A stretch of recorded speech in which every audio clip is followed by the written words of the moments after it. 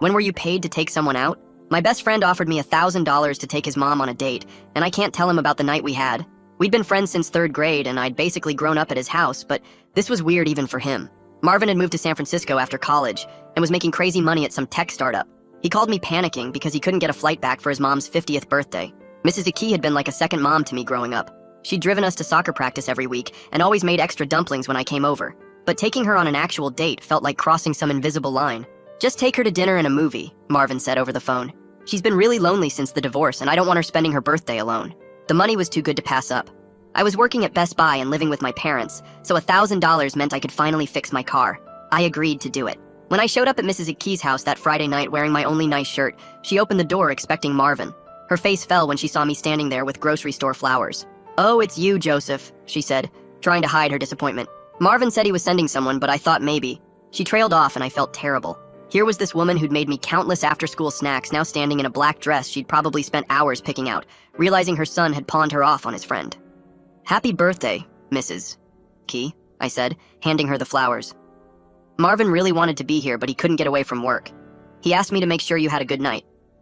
She forced a smile and invited me in while she put the flowers in water. The house looked exactly the same as when we were kids, except all of Mr. Key's stuff was gone. Even his ugly recliner that used to dominate the living room had vanished. "You look really nice," I said, and I meant it. She'd always been pretty in that mom way, but tonight she looked different. Her hair was down instead of in its usual ponytail, and she was wearing makeup. "Thank you, Joseph. I suppose we should get going." The car ride started out painfully awkward. She sat pressed against the passenger door like she was trying to escape. I tried asking about her job at the hospital, but got one-word answers.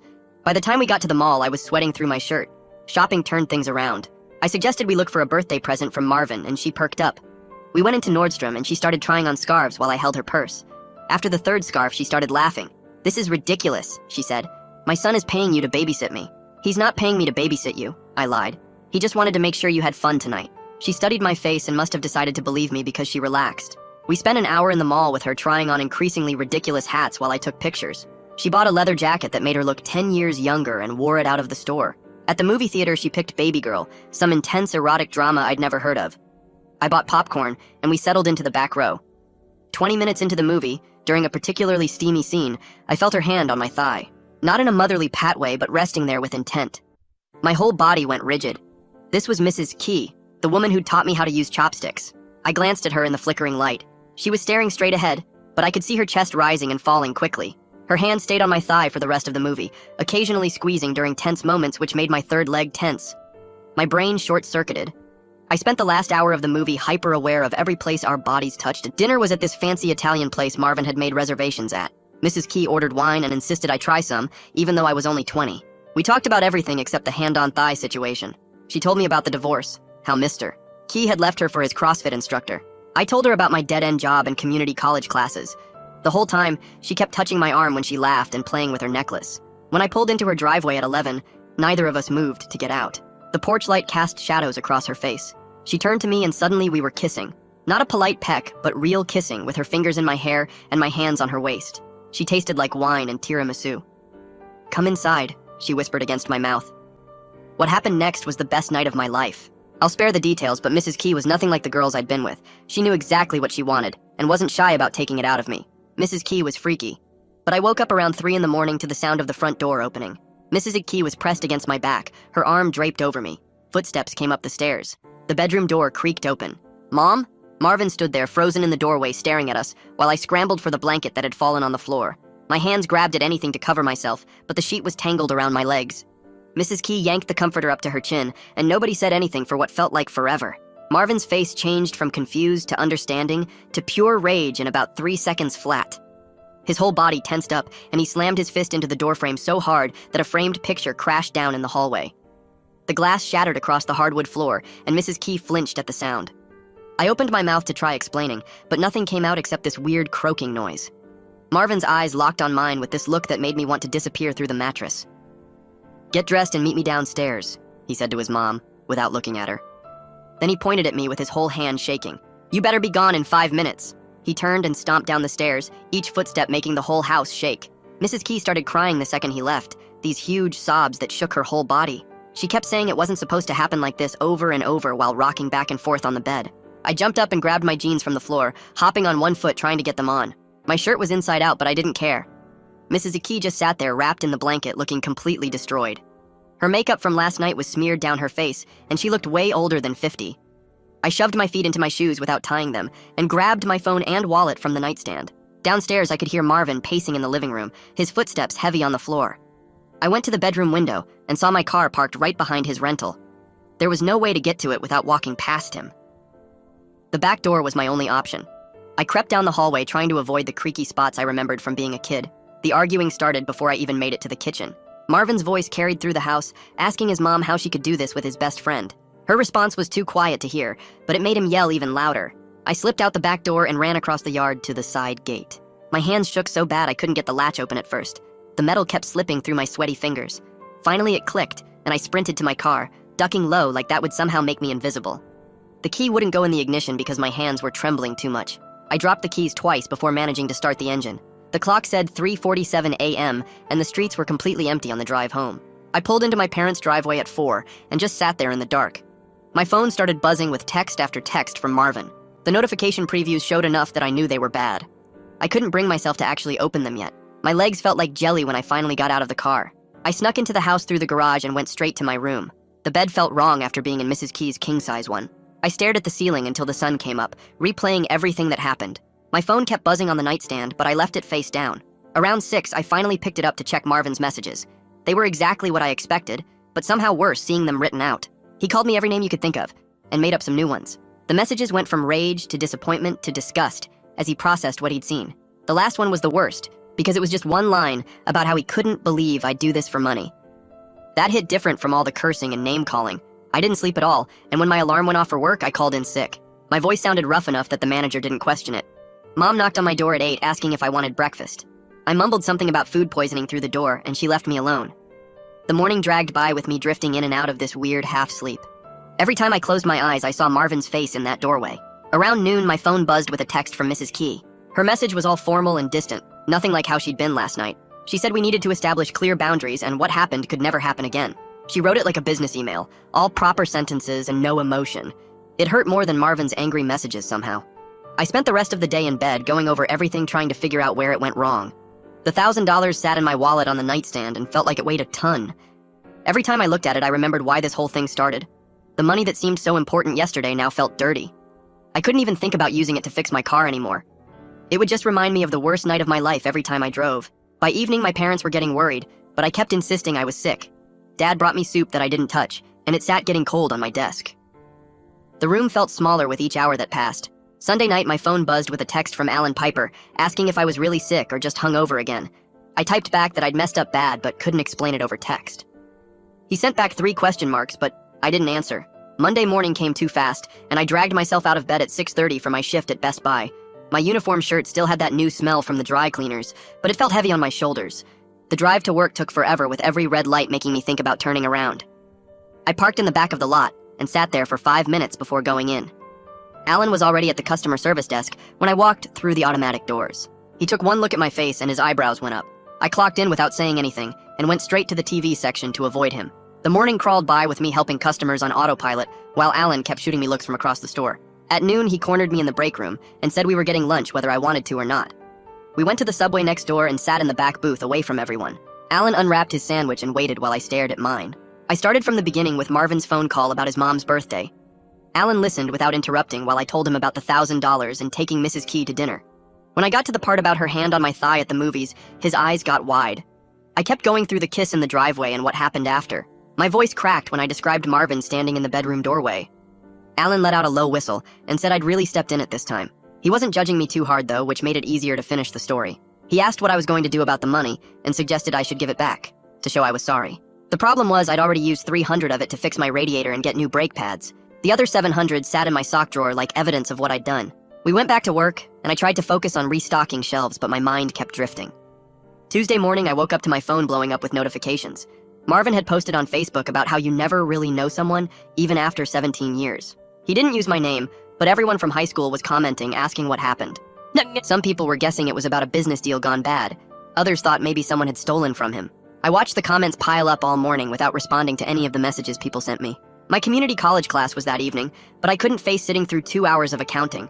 Instead, I got in my car and drove around town with no destination in mind. I found myself on Mrs. Key's street without planning it. I drove past her house slowly and saw her car in the driveway. The living room lights were on, even though it was only 6 o'clock. I circled the block and drove past again. On the third pass, I saw her shadow move past the window, and my chest got tight. I drove home and spent the rest of the night in my room. Wednesday afternoon, my phone rang with Mrs. Key's number on the screen. I let it go to voicemail and listened to it 5 minutes later. Her voice was all business, saying Marvin had gone back to San Francisco, and she needed to return some things I'd left at her house. She said to text her when I could pick them up, and that was it. No emotion in her voice at all. I texted back that I could meet her Thursday after work. She responded with just the Starbucks address and a time. Thursday at 5:30, I pulled into the Starbucks parking lot and saw her car already there. She had her window down and waved me over when she saw me. I parked next to her and walked to her driver's side window. She handed me my phone charger without looking at me directly. Her hands were shaking a little, and I noticed she wasn't wearing makeup. I started to say something, but she was already putting her car in reverse. She drove off before I could even thank her for returning my stuff. The charger felt stupid in my hand, like some kind of symbol of everything that went wrong. Friday at work, I was helping a customer pick out a laptop when I completely zoned out. The guy was asking about RAM and processors, but I was thinking about Mrs. Key driving away. I picked up the display model to show him something, and it slipped right through my fingers. Alan caught it before it hit the ground and smoothly took over with the customer. After the guy left with his purchase, Alan pulled me aside and said I needed to get my head straight. He told me I was going to lose my job on top of everything else if I kept spacing out like that. I knew he was right, but I couldn't shake the fog in my brain. That night, I was lying in bed scrolling through Instagram when a message request popped up. It was from Marvin's cousin Derek calling me a snake with a bunch of angry emojis. He said everyone was going to know what kind of person I really was. I didn't respond, but I could see he'd been telling people something was up. 3 more people from our friend group had unfollowed me since yesterday. Word was spreading that something had gone down between me and Marvin, even though nobody knew the real details yet. Saturday morning, I sat in my car for 20 minutes before I finally started typing out a text to Marvin. I wrote about how sorry I was and deleted it 5 times before settling on telling him everything, including the weird feelings I'd had for his mom that I never understood until now. My thumb hovered over the send button while my stomach churned, but I hit it anyway, and watched the message turn from delivered to read almost instantly. The 3 dots appeared and disappeared 4 times over the next 10 minutes, but no response ever came through. I threw my phone on the passenger seat and drove to work, trying not to think about what Marvin was doing right now in San Francisco, reading my pathetic attempt at an apology. Friday's double shift started at noon, and Alyssa was already behind the register when I walked in, looking like I hadn't slept in days, which was basically true. She took one look at me and asked what was wrong, and I mumbled something about family problems while avoiding eye contact. Throughout the shift, she kept shooting me concerned looks between customers, and twice she covered for me when I completely spaced out during a sale. The store was busy enough that I could lose myself in helping people find cables and explaining warranty plans, but every quiet moment brought everything crashing back. Around 7 that evening, my phone buzzed with a text from Mrs. Key, asking if we could meet to talk properly about everything that happened. My first instinct was to delete it and block her number, but something in the way she'd written it sounded different from her earlier messages.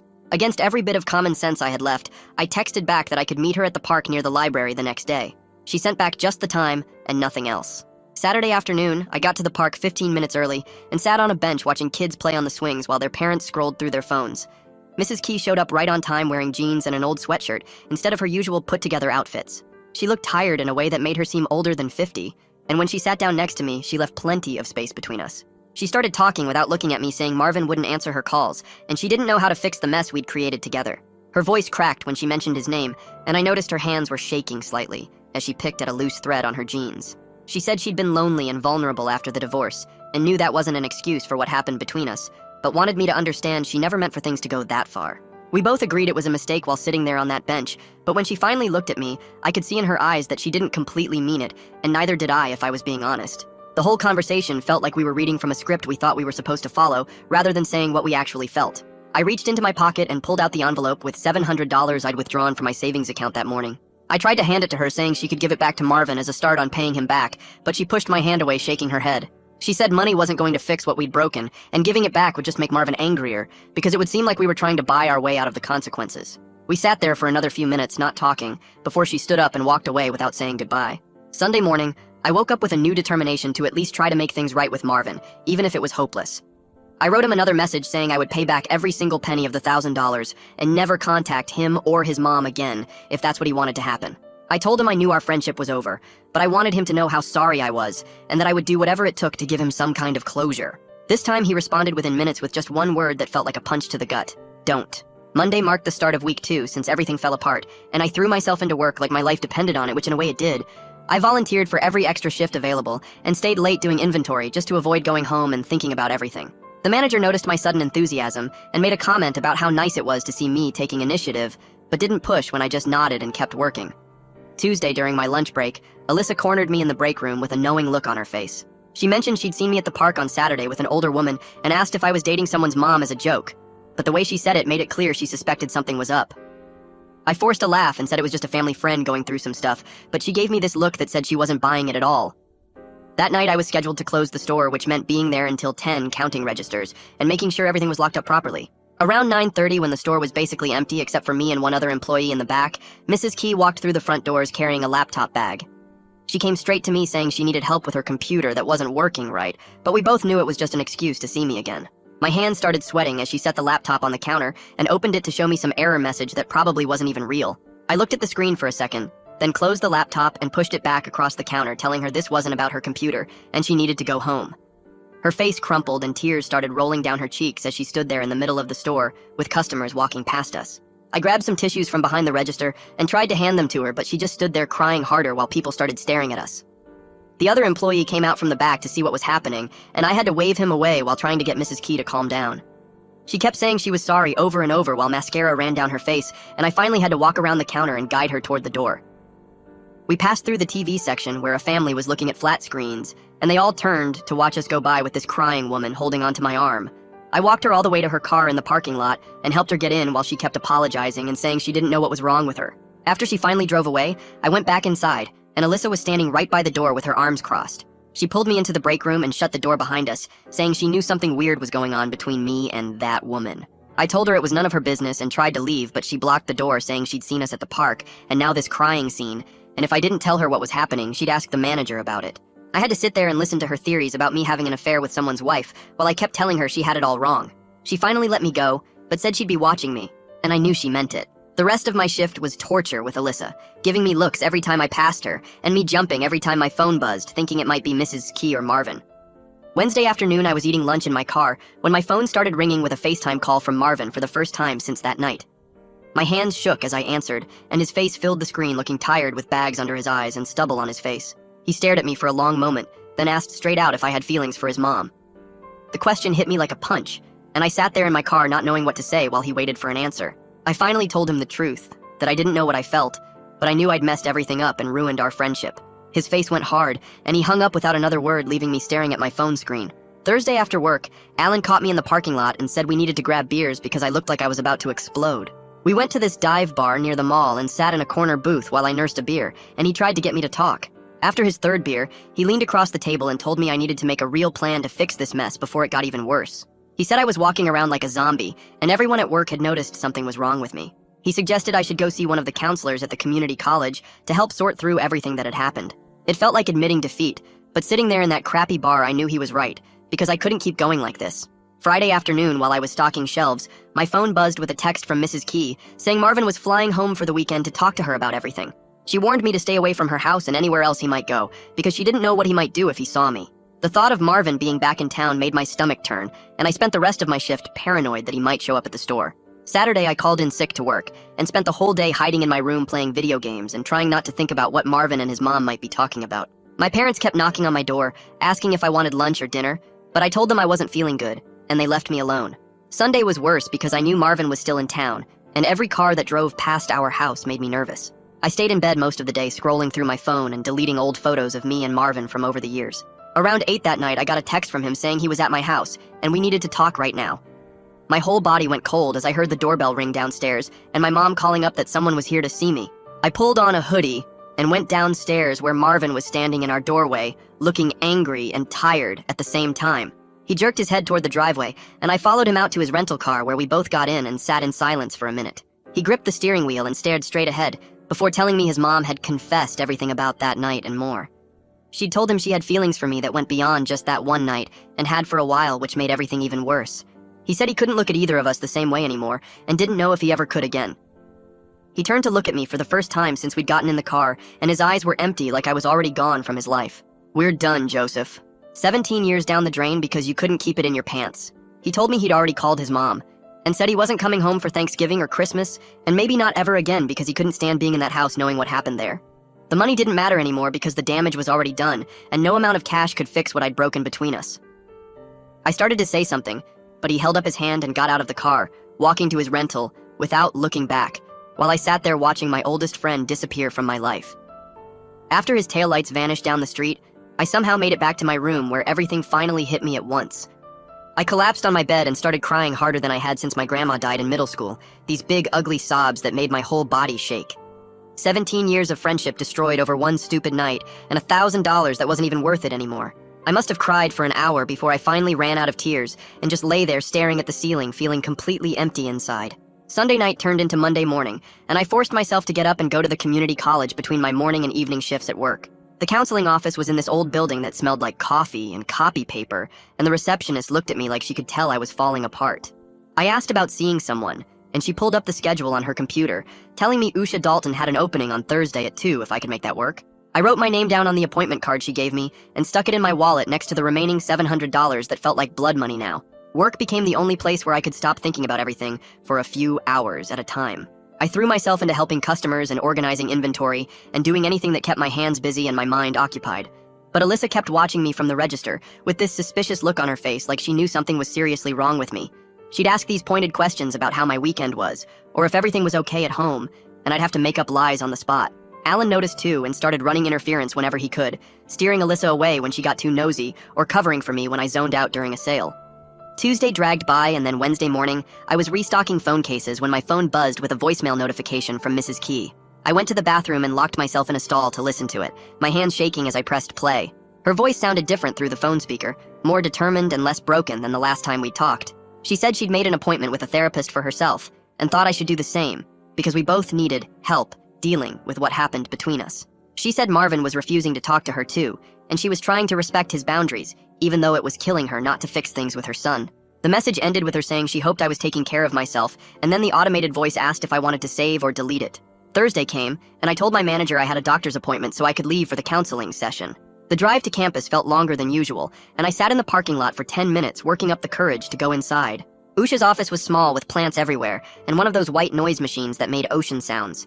She was younger than I expected, with purple streaks in her black hair and tattoos peeking out from under her cardigan sleeves. She didn't judge when I told her the whole story from the beginning, just nodded and asked questions that made me think about why I'd made the choices I did. She asked if I'd been attracted to Mrs. Key before that night, and I had to admit that maybe I had noticed her in ways I shouldn't have over the years.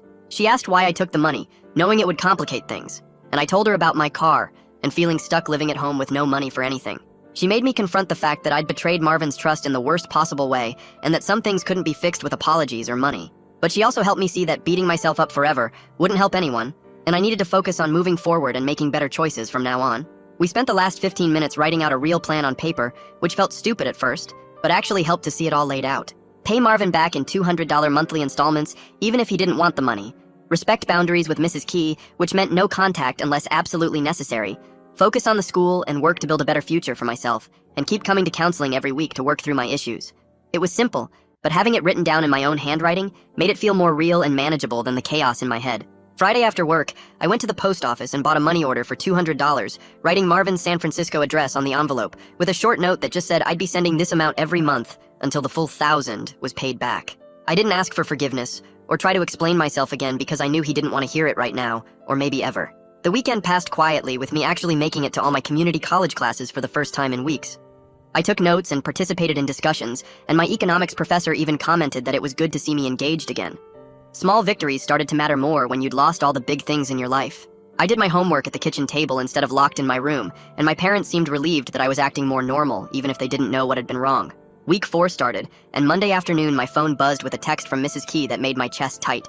She joined a support group for divorced women at the community center and was doing better, making friends who understood what she was going through with the divorce and everything else. She said we both needed to move on from what happened and wished me well in finding my own path forward. The text ended with her saying this would be the last time she contacted me and asking me to respect that boundary going forward.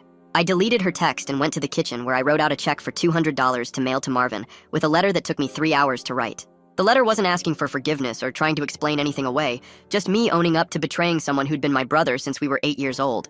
I walked to the post office that same afternoon and sent it certified mail, so I'd know when he got it. Alan saw me dragging the next morning at work and pulled me aside during our break to ask what was going on.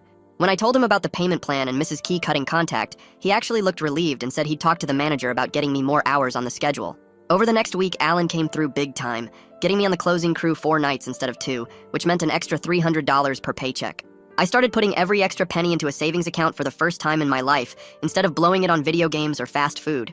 My car was fixed, but now I had a real goal that mattered more than just getting around town. Friday of week 5, my phone buzzed while I was stalking TVs, and I saw Marvin's name on the screen for the first time since our driveway talk. His text was short, just saying he got the second payment, and while it didn't change what I did, he appreciated that I was trying to make it right somehow. It wasn't forgiveness, but it was something, and I screenshot it to look at whenever I felt like giving up on fixing this mess.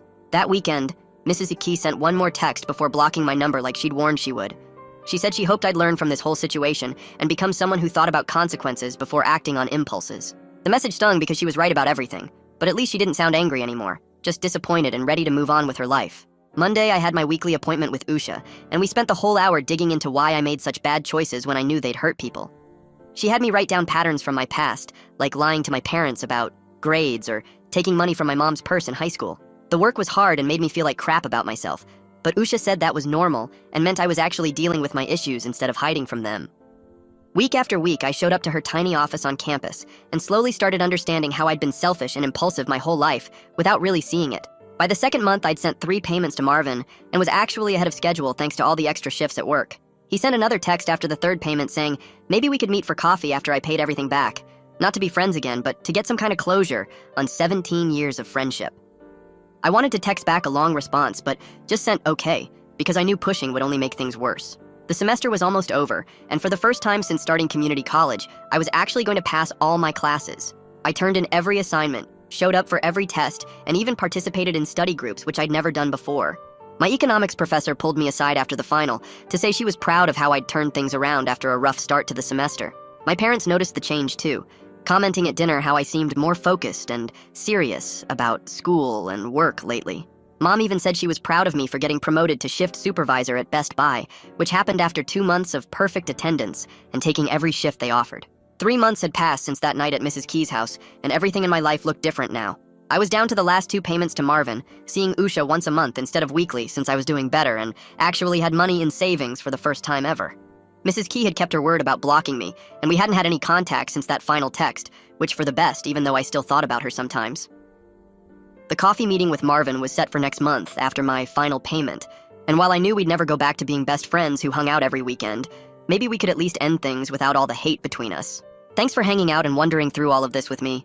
It's really been a journey worth sharing together. I'll catch you in the next one. Like the video, it helps more than you think.